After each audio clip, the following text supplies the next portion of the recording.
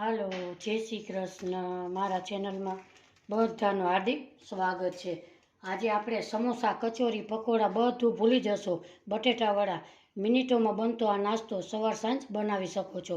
સવારે નાસ્તામાં, સાંજે ડિનરમાં, ટિફિન બોક્સમાં તમે બાળકોને આપી શકો છો. 1 કપ ઘઉંનો લોટ અને 1 બટેટામાંથી આ મિનિટોમાં તૈયાર થતો નાસ્તો તૈયાર થઈ જાય છે. આજની રેસીપી મારી ગમે તો લાઇક, શેર અને સબસ્ક્રાઈબ કરવાનું ભૂલશો નહીં. સૌ પ્રથમ 1 વાટકો આપણે પૌવા લેશું. એને આપણે મોટા બાઉલમાં નાખી અને 3 પાણીએ એને ધોઈ લેશું. આપણા પૌવા સરસ 3 પાણી આપણે ધોયેલા છે. હવે એટલા ડૂબે એટલું આપણે પાણી એને નાખીશું.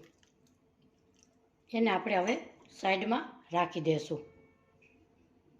અહીંયા મેં 1 બટેટું મોટું છાલ ઉતારીને રાખ્યું છે. એને આપણે નાના નાના કટકા કરી લઈએ. આવી રીતે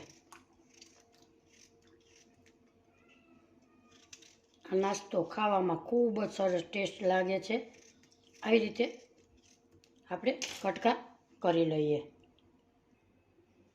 આપણા પૌવા સરસ એકદમ પલળી ગયા છે. હવે આપણે એક મિક્સર જાર લેશું.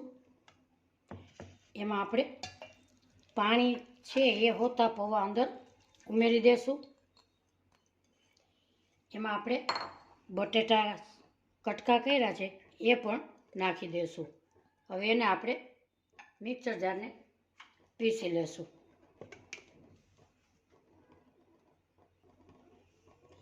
આપણું બેટર સરસ ફાઇન પીસાઈ ગયું છે. હવે આપણે એક બાઉલમાં નાખીશું.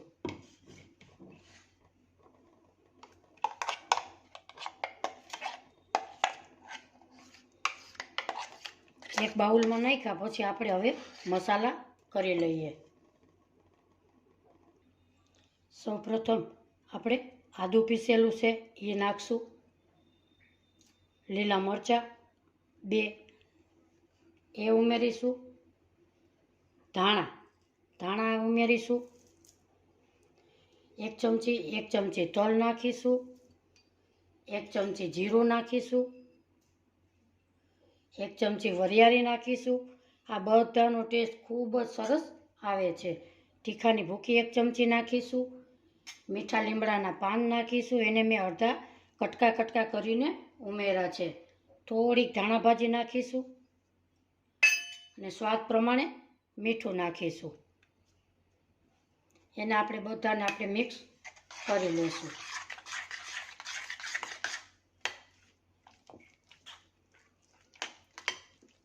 આપણું બધું અહીંયા મિક્સ થઈ ગયું છે. હવે નાખીશું આપણે લોટ. ઘઉંનો લોટ લીધો છે એ આપણે થોડો કરી અને નાખતા જઈશું અને મિક્સ કરી લેશું.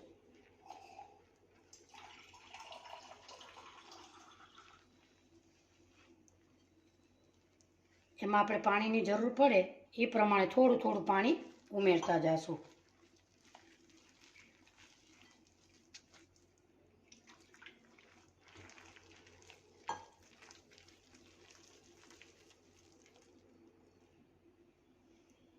આપણું બેટર આવી રીતે પડે એવું આપણે રાખીશું. આ નાસ્તો મિનિટોમાં બનતો આ નાસ્તો સવાર સાંજ બનાવી શકો છો. સવારે નાસ્તામાં, સાંજના ડિનરમાં ચટપટું ખાવાનું મન થાય ત્યારે આ મહેનત ના કરવી હોય તો 1 બટેટું અને 1 કપ ઘઉંના લોટમાંથી તમે બોલ્સ બનાવી શકો છો. હવે આપણે તેલ ગરમ કરવા મૂકીશું. આપણે જોઈ શકીએ છીએ આપણું તેલ સરસ એકદમ ફાસ્ટ આવી ગયું. જ્યારે મૂકો ત્યારે એકદમ ફાસ્ટ ગેસે તમારે મૂકવાના છે. આવી રીતે આપણે ફટફટ પકોડાને આપણે મૂકી દઈશું.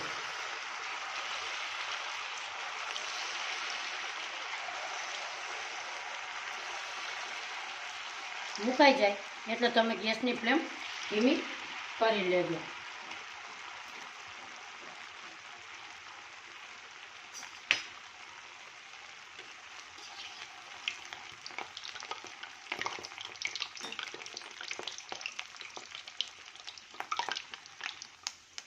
ધીમો ગેસ હશે તો આપણા ગોટા પાણીમાં વિખરાઈ જાય છે, એટલે આપણે ફાસ્ટ ગેસે જ તળવાના છે.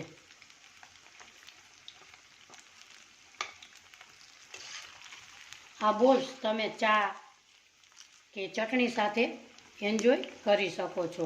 હવે આપણે ગેસની ફ્લેમ ધીમી કરીશું. આપણા બોલ એકદમ સરસ ક્રિસ્પી થઈ ગયા છે. હવે આપણે એક પ્લેટમાં કાઢી લઈએ.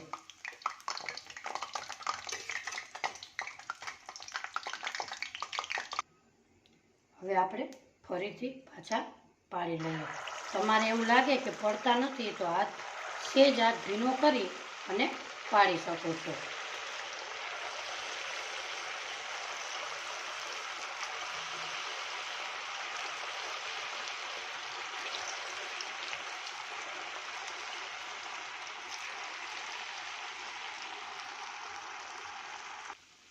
થોડાક એકદમ સહેજ કલર આવે એટલે આપણે ગેસની ફ્લેમ ધીમી કરીશું અને ક્રિસ્પી એવા તળીશું. હવે આપણે આવી રીતે હલાવીશું. મિત્રો, આ નાસ્તો ખૂબ જ સરસ ટેસ્ટી છે, ઇઝી પણ છે. 5 જ મિનિટમાં તમે બનાવી શકો એવો આ નાસ્તો છે. હજી આપણે 2 મિનિટ રહેવા દેશું. આપણા બોલ્સ સરસ ક્રિસ્પી બની ગયા છે. આ નાસ્તો તમે શિયાળો, ઉનાળો, ચોમાસું ગમે ત્યારે ઇઝીલી બનાવી શકો છો. હવે આપણે એક પ્લેટમાં કાઢી લઈએ.